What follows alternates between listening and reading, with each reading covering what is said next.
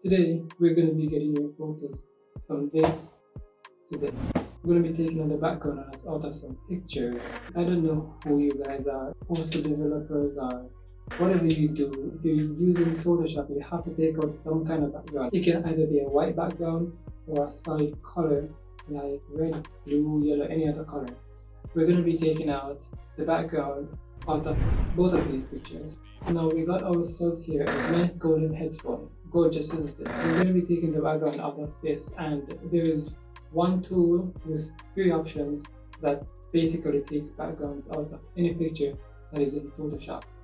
So this one right here, I have it on the magic wand tool right now, but when you right click on it, it gives you the other options for background removal. So this is the magic wand one.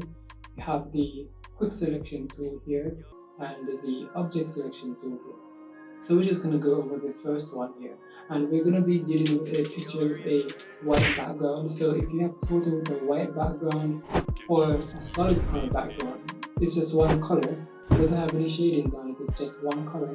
Whether it's a solid blue color, solid red color, any color aside from the object that you want to remove.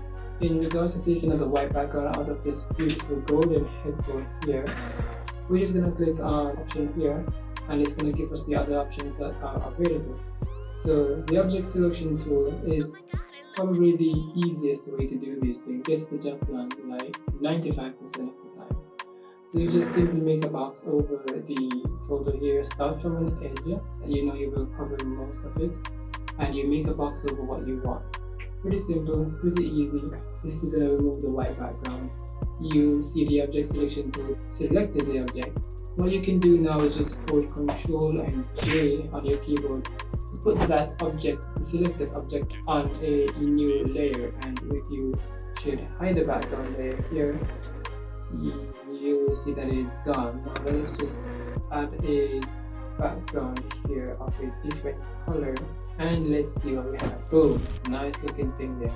But I'm just going to show you how the magic wand tool works, which is basically it's like magic. You just click the white space or click the space that you want to remove, and then hit the delete key on the keyboard. Look at that, it's gone. That basically gets out your background very easy, very nicely.